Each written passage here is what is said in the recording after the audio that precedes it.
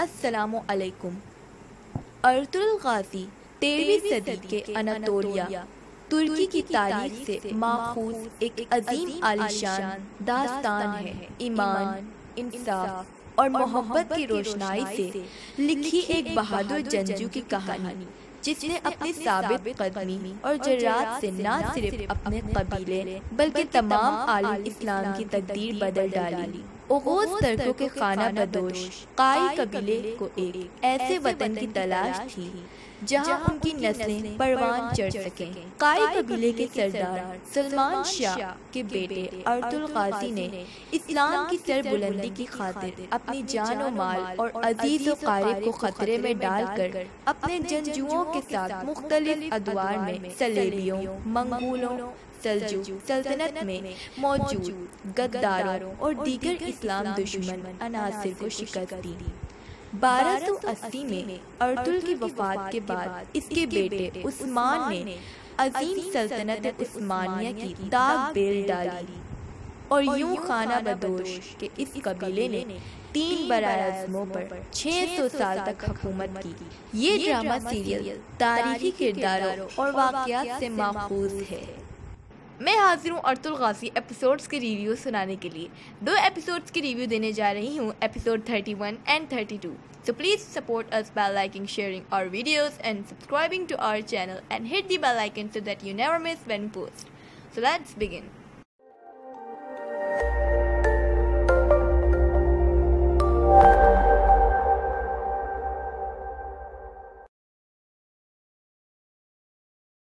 Episode 31 کی شروعات ہوتی ہے۔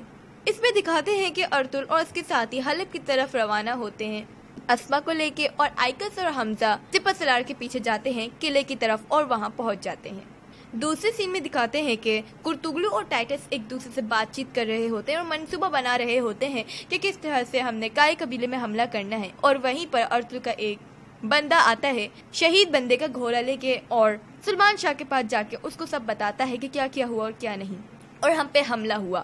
یہ سن کے سلجان تھوڑا ڈر جاتی ہے اور اپنے خیمے میں جاتی ہے۔ اس کے پیچھے پیچھے کرتغلو بھی اس کے خیمے میں جاتا ہے اور بات چیت شروع ہوتی ہے۔ سلجان کہتی ہے مجھے اپنے بابا کا انتقام لینا ہے، سلمان شاہ نے میرے بابا کے ساتھ بالکل اچھا نہیں کیا، اور اگر تم نے کوئی غلط منصوبہ بنایا جس سے میرے شوہر بندوقتوں کو مسئلہ ہوا تو میں تمہارے سینے کو چیڑ کے تمہارے کلیجے کو کچا چبا کے کھا جاؤں گی۔ اس بات پہ کرتغلو کہتا ہے اب تو مجھے تم سے ڈر لگنے لگ گیا ہے، اور کرتغلو وہاں سے چلا جاتا ہے اور سلجان کے دل میں آگ ہی آگ پیدا ہونے لگ جاتی ہے، بڑی زبردست والی۔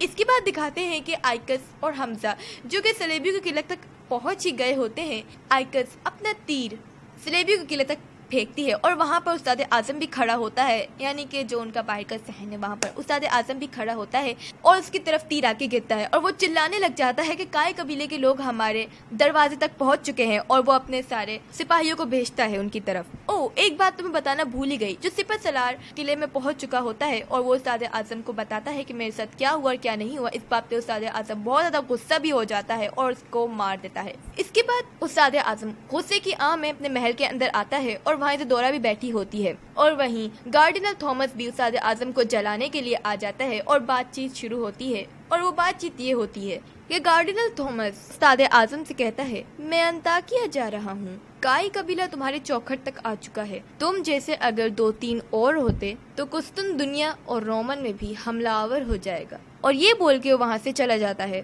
اگلے سین میں دکھاتے ہیں کہ قائی قبیلے میں کرتغلو اور ٹائٹس ہوتے ہیں، وہیں پر ٹائٹس کے کچھ بندے آتے ہیں قائی قبیلے کے اندر، اور سلجان تجاری بن کے، اور سلجان انہیں غور کے دیکھ رہی ہوتی ہے شکی آنکھوں سے، اور وہ سمجھ جاتی کہ کچھ نہ کچھ تو گڑبڑ ہے۔ اسی دوران شہاب الدین دل دمیر اور دمدار کو دکھایا جاتا ہے، وہ دونوں بات چیت کر رہے ہوتے ہیں۔ شہاب الدین پوچھتا ہے کہ یہ کون ہے اور یہ بندے کہاں سے آئے ہیں، تو دل دمیر بتاتا ہے یہ لوگ تاجر ہیں اور بہت ہی اچھے ہیں، ہمارا سامان بکوائیں گے حلب میں، اور شہاب الدین کو بھی شک ہوتا ہے ان پہ۔ اس کے بعد دکھاتے ہیں کہ ارطغرل اور اس کے ساتھی اسما کو لے کے حلب کی طرف پہنچ چکے ہوتے ہیں۔ اس کے بعد دکھاتے ہیں کہ ارطغرل اور اس کے ساتھی ابن العربی کے بندے کے یہاں بیٹھے ہوتے ہیں اور اس سے بات کر رہے ہوتے ہیں۔ ابن العربی کا بندہ اسے سب کچھ بتاتا ہے اور حلیمہ کے بارے میں بھی بتاتا ہے کہ اس کا نکاح العزیز سے ہو رہا ہے۔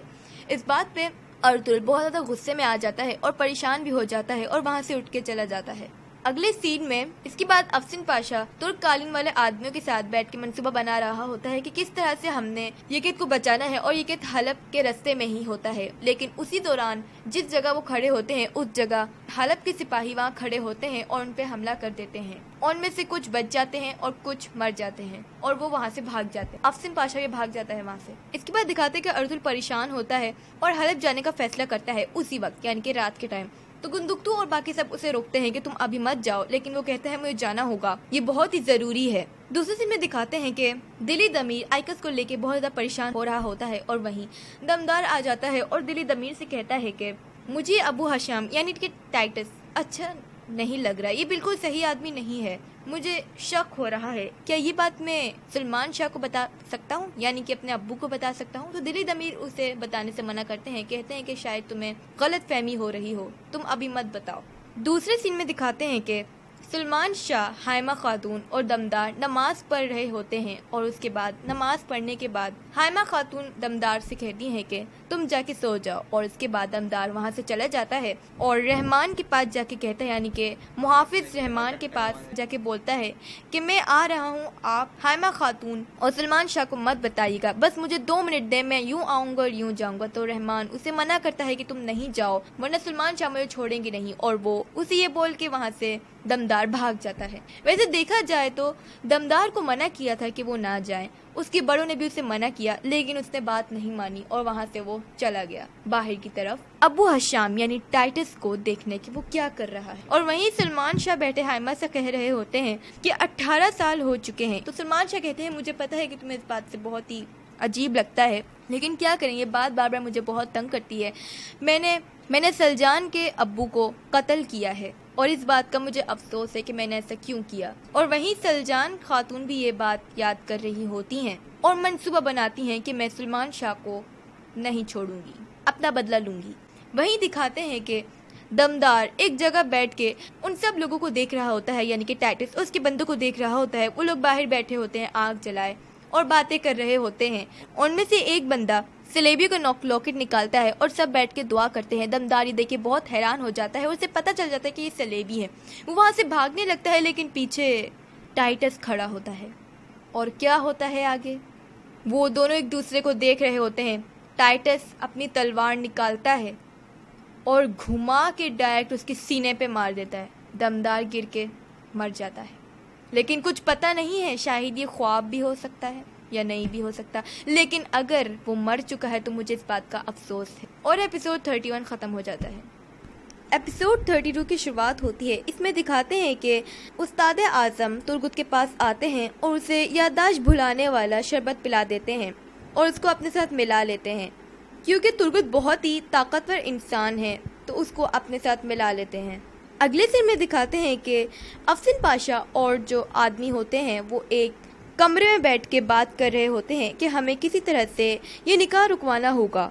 और उनके रूम में एक आदमी आता है और वो लोग फौरन उसको देख के चौकन्ना हो जाते हैं। उसने अपना पूरा चेहरा ढका हुआ होता है और अफसिन पाशा उसके पास आता है और उसके मुंह पर तलवार रखता है, और जब वो अपना नकाब हटाता है तो उसमें कारा तोयगर होता है और वो अफसिन पाशा से कहता है कि मैं तुम्हारे साथ हूँ। अर्तुल हलब महल जा रहा होता है कि वहीं लैला की आया जान वहाँ खड़ी होती हैं और उसको कहती हैं कि मेरे साथ चलो, और उसको महल के अंदर ले जाती हैं और उससे माफ़ी मांगती हैं कि मैंने आपके बारे में अल अजीज़ को बताया और ये मेरी बहुत बड़ी बेवकूफ़ी थी। इसके बाद दिखाते हैं कि अल अजीज़ अपने महल में होता है और वहीं नासिर भी होता है। नासिर उससे कहता है कि छोटे शहजादे आपसे मिलना चाहते हैं, और फिर वो छोटे शहजादे से मिलता है, यानी अल अजीज छोटे शहजादे से मिलता है। छोटा शहजादा यानी येकित। तो येकित अल अजीज से कहता है कि मुझे हलीमा बाजी से और अपने अब्बू से मिलना है, और अल अजीज उसे मिलवाता है। उसके बाद अर्तुल नुमान अफंदी से मिलता है और उससे बोलता है कि आपने ऐसा क्यों किया, आपने अल अजीज से हलीमा का निकाह क्यों करवाया, बहुत ही खतरनाक है। इस बात पे अल अजीज जो है वो सलेबियों के जाल में फंस चुका है, ये एक साजिश है जो आपको समझ नहीं आ रही। इस बात में नुमान अफंदी बहुत ज़्यादा गुस्सा हो जाता है और उससे लड़ने लग जाता है और उससे कहता है कि तुम हमारे मसले में नहीं पड़ो, मैं और मेरी बेटी जाने, और इसमें मेरी बेटी का फैसला है कि वो क्या फैसला करेगी। तुम अब हमारा पीछा छोड़ दो और यहाँ से चले जाओ, वरना मैं खुद अल अजीज को बोल के तुम्हें यहाँ से निकलवाऊंगा। और फिर वहाँ से चला जाता ہے. اور یہ سن کے ارطغرل بہت پریشان ہو جاتا ہے اور اس کے دماغ میں یہ بات بیٹھ جاتی ہے.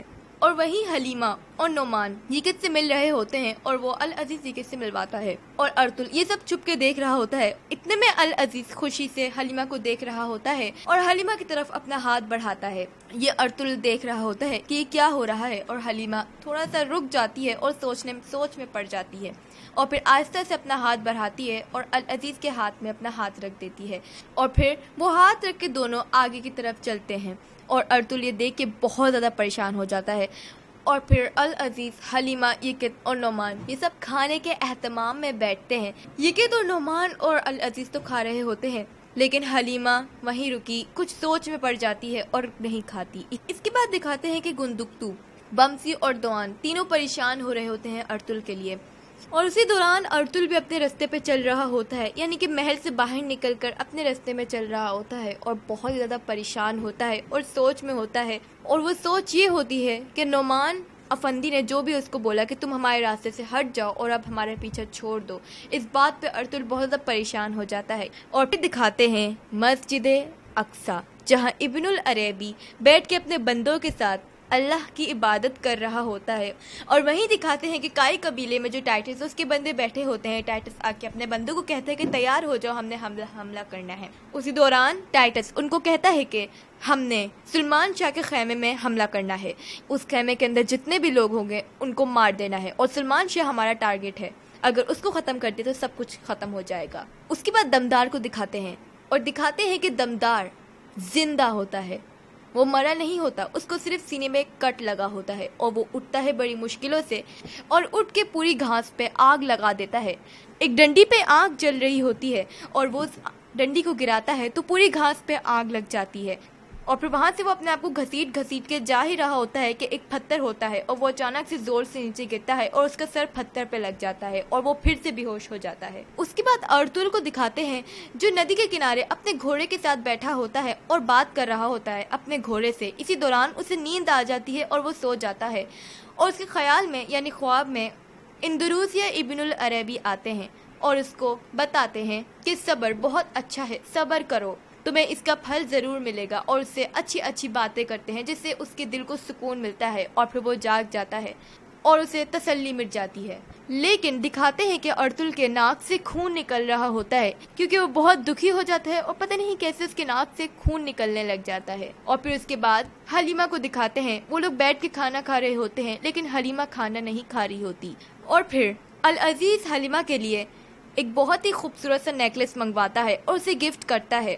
اور پھر سوچ میں پڑ جاتی ہے کہ اچانک اس کے بابا اسے غور سے دیکھتے ہیں تو پتہ چلتا ہے کہ حلیمہ کے بھی ناک سے خون نکل رہا ہوتا ہے اور وہ وہاں سے اپنے آپ کو سنبھالتے ہوئے چلی جاتی ہے اور کمرے میں جا کے بہت ہی زور سے روتی ہے اور ارطغرل سے دل ہی دل میں کہتی ہے کہ ارطغرل مجھے معاف کر دینا. اور پھر اس کے بعد دکھاتے ہیں کہ کائی قبیلے میں ٹائٹس کے بندے پلان بنا کے حملہ کرنے کے لیے تیار ہو جاتے ہیں اور نکل ہی رہے ہوتے ہیں اور ایپیسوڈ 32 ختم ہو جاتا ہے.